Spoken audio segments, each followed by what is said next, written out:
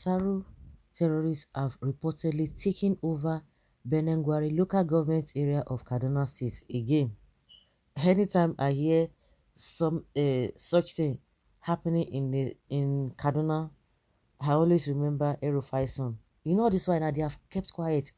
He was attacking Peter B when Peter B had not been settled in Labour Party. He was always coming out to top pia pia pia pia pia pia. But now he's been quiet. You will never hear these people come out and talk about the insecurity going on in their state, even not to talk of their region. And some people come and open their mouth. Hey, SAT want to be voted in, they want a presidency and all of that, with all the insecurity happening in the state. And you begin to wonder, are these people from where? Now, see what they have done again. It is a normal thing. People are not even surprised again. They have also reportedly banned political activities in the area. You can imagine. He don't reach like that. Benengwari is one of the councils in the state that have been taken over by bandits over the years. The Punch reports that this was disclosed in a statement by the Benengwari Emirates Progressives Union and signed by its chairman Ishaq Usman Kasai. The statement said the terrorists had banned political activities in some communities in the local government area. The statement said, even this week, two members of the group were engaged, engaged for wedding with two guests and will be tying the nuptial knot by this Saturday. The Ansaru groups laid down some rules to the in-laws for the wedding. They ruled that after the wedding, they would take the bride of the forest to the forest and live there with them and do not want the bride to go along with any furniture except plates, coolers, and mattresses because anything other than that are not in tandem with their beliefs and convictions. The union further disclosed that the terrorists were spreading their doctrines by distributing memory cards which contain their beliefs and doctrine to the locals. Hmm?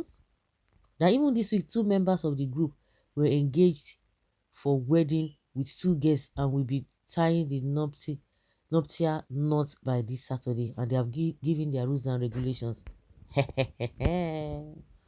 After marrying them, they would take them to the forest. You don't read. Political activities banned. Why army, police, DSS raid Anambra and Enugu, telling us that they have raided the ESN and IPOB, IPOB, IPOB camp. But tribalism and religion will not allow us to punish them by voting them out. The leopard can never change its spots. APC and PDP till eternity can never bring good to Nigeria. They are the proverbial ill wind that blows no one any good. It blows no one any good. How can PDP criticize APC when they are brothers from the same womb?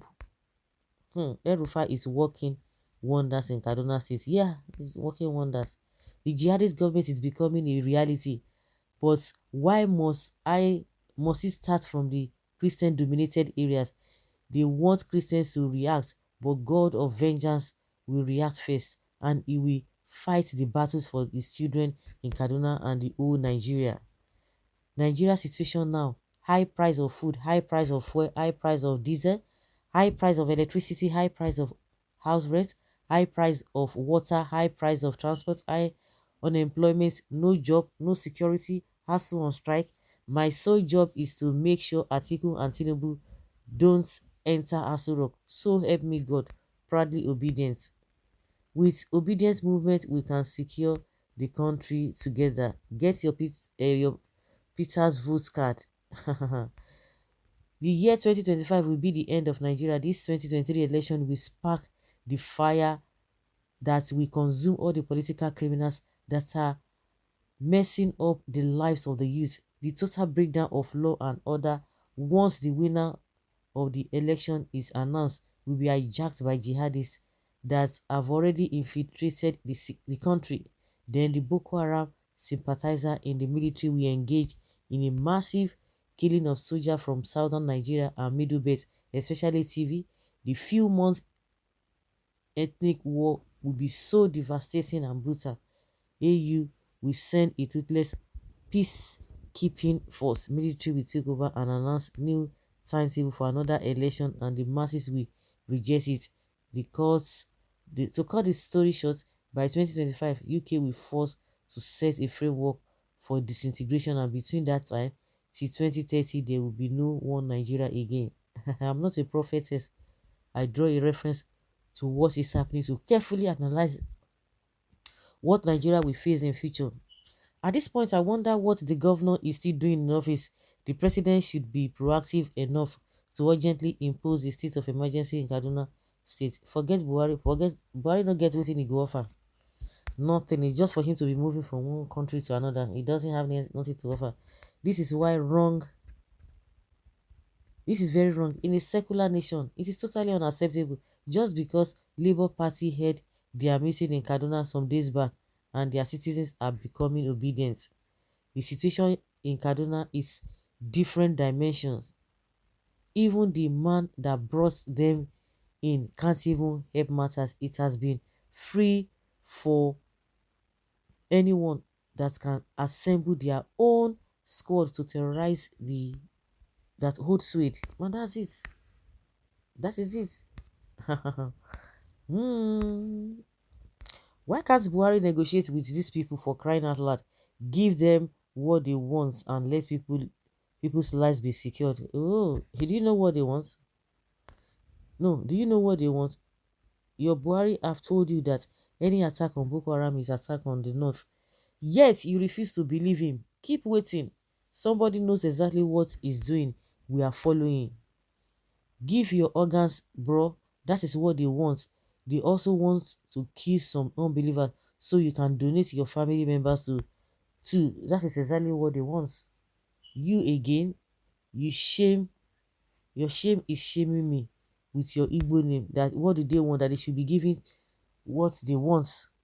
But you won't tell him to negotiate with IPOP and give us our Biafra. You see?